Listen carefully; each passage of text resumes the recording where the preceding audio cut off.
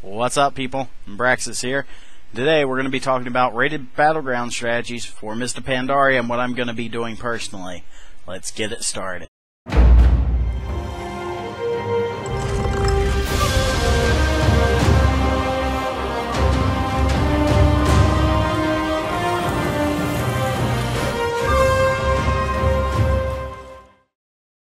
What's up, people? Anbraxas here. Welcome to the video. We're going to be talking about Warsong Gultch rated Battleground strategy in Mr. Pandaria.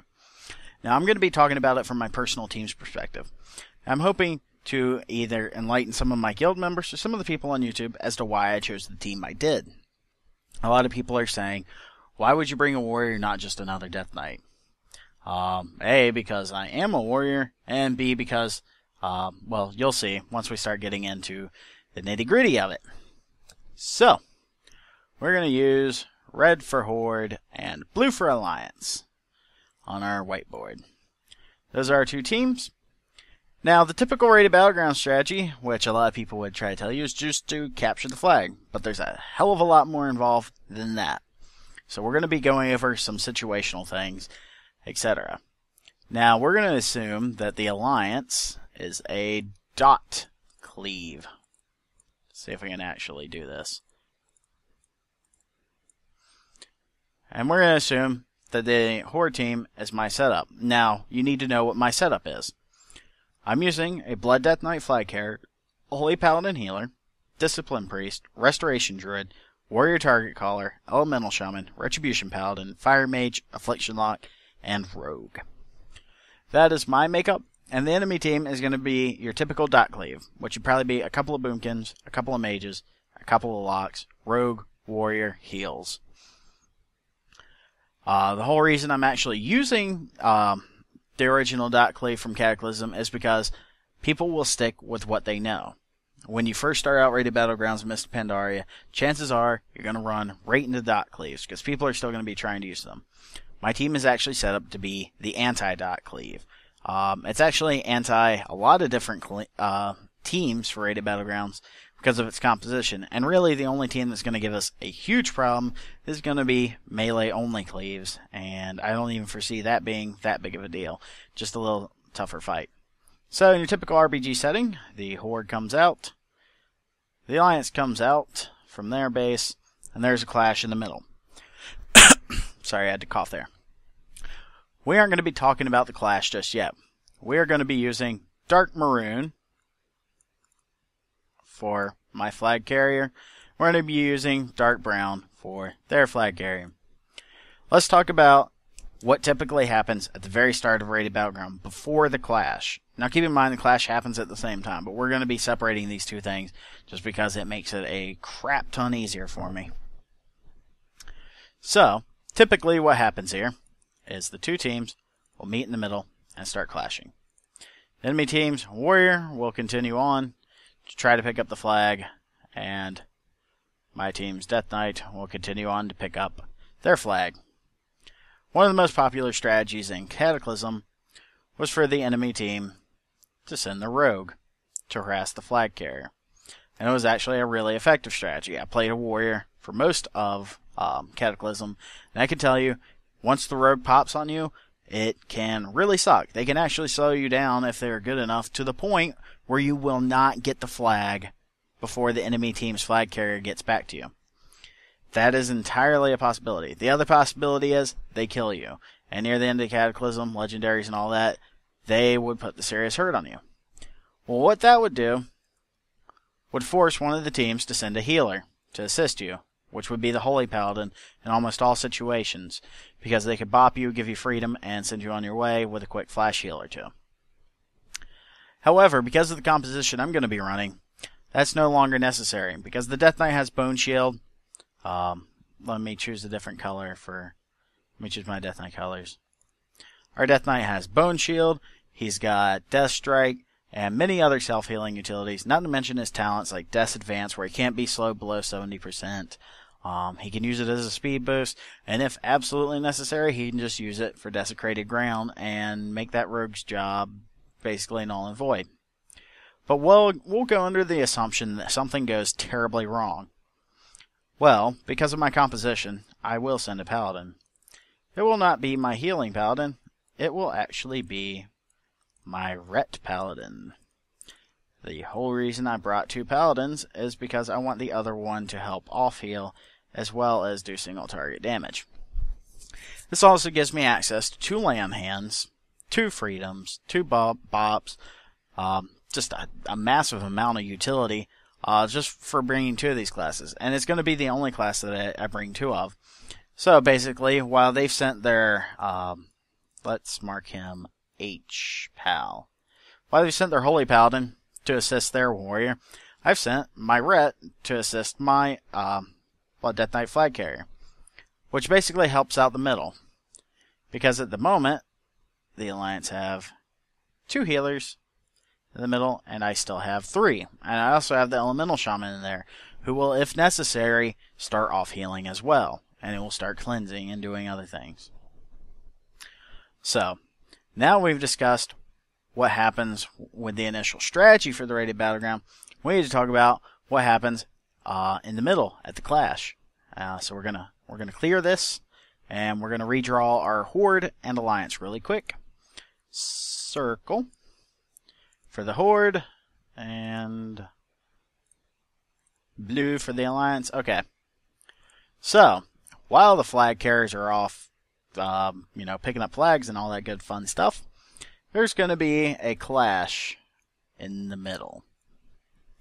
And typically, what determines who gets the first flag cap is who wins the clash in the middle. Because you need to keep in mind that each person's flag carrier is in the enemy base for almost the first minute of the Battleground. It's traveling to the enemy base, around the outside there. It's traveling to the enemy base or on the way back to the team. So let's talk about the initial clash. What happens here? Well, if you remember, in the worst case scenario, I sent a Ret Paladin away. I still have 3 healers.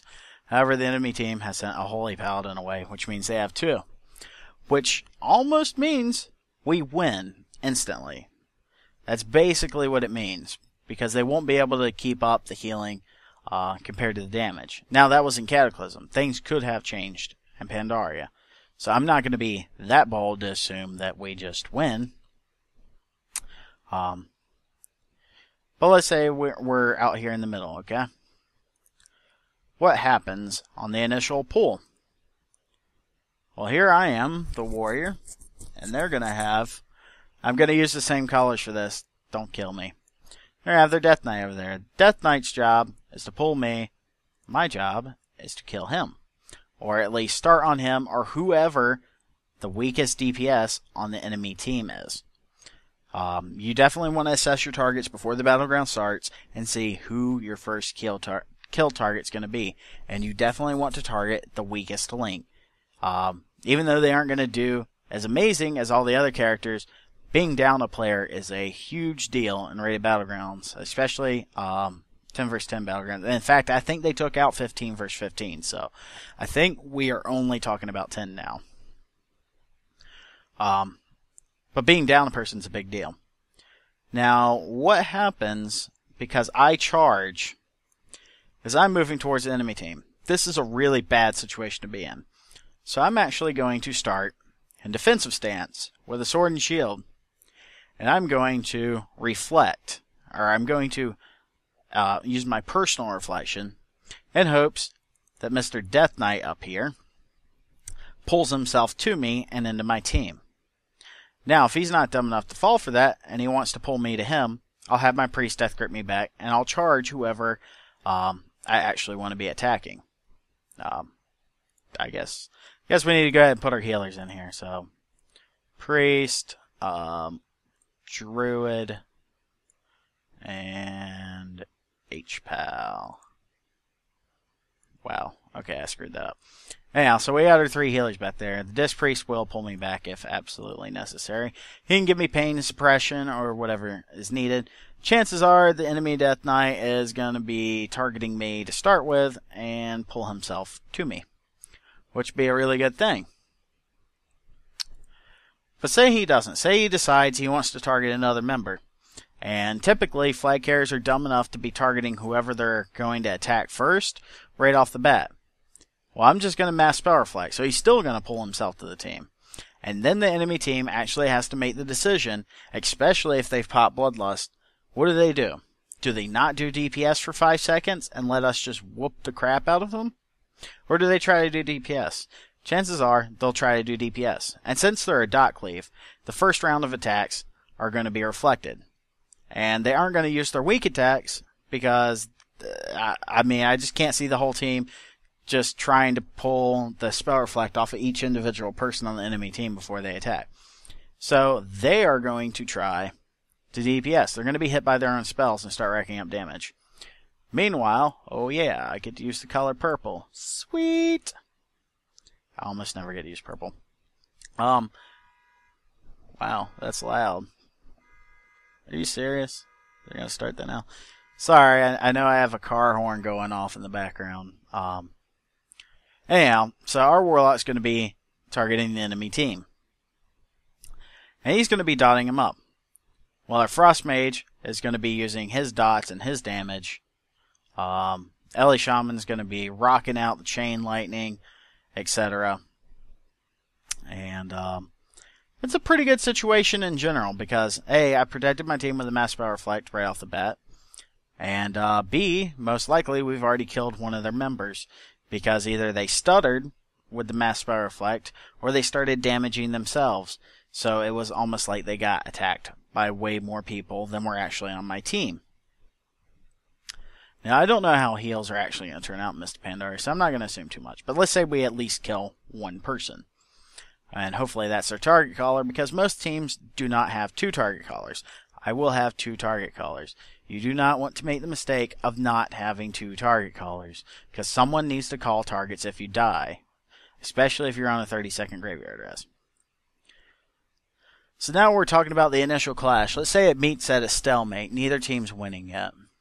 There's still hope, because my Blood Death Knight is going to return eventually. And so is their warrior. But their warrior is missing something that the Death Knight has, and that would be Death Grip.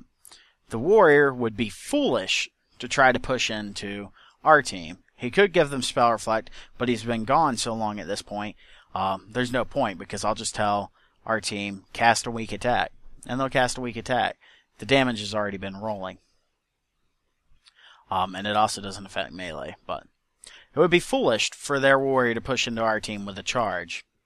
However, my Death Knight, Death Knight color, this program's a little glitchy. However, my Death Knight is now going to be here and be able to help target call and pull people into our group. Now, some people might say, well, that's stupid. Why the hell would you have your flag carrier do that?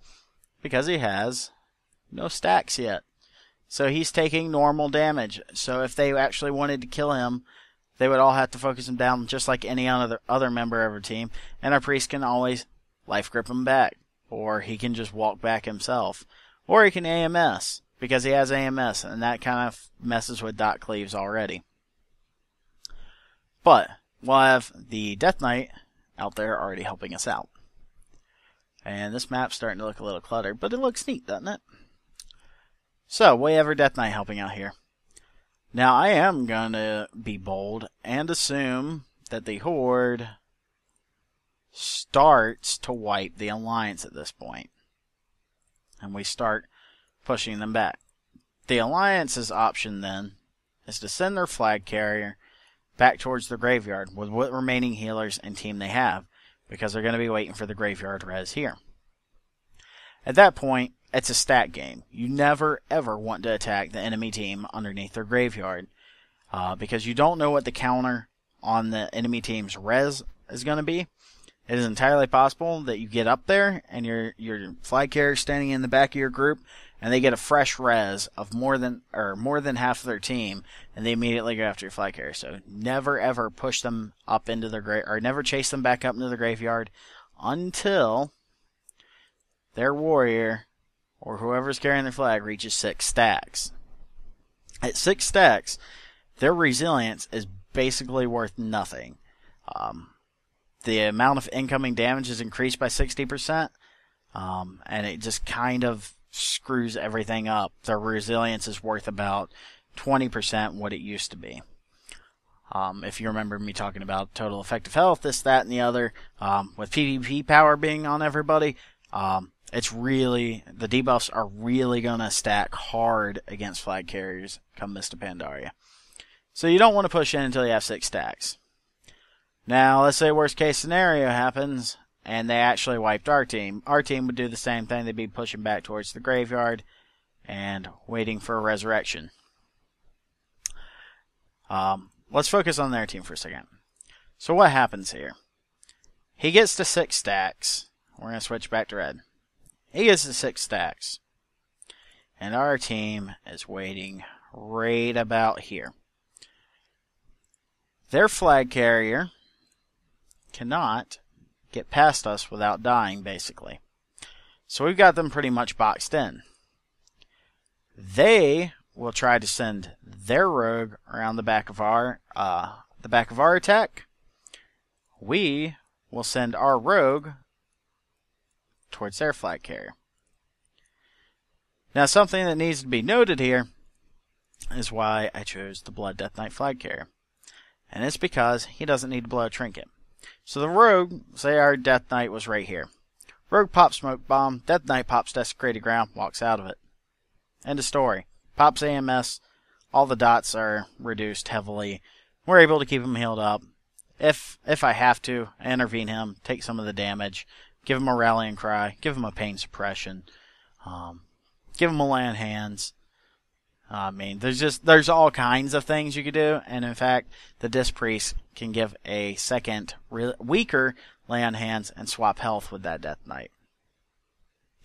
So, they're going to pop Smoke Bomb on their Death Knight. Well, we're going to pop Smoke Bomb on their Warrior, or whoever is actually carrying their flag. And then, I get to use Bright Blue. Our Ellie Shaman was symbiosis with our Druid. And now, Mr. Elemental Shaman has the ability to throw Solar Beam on top of the Smoke Bomb. I have Staggering Shout, so I am able to root him into the Smoke Bomb.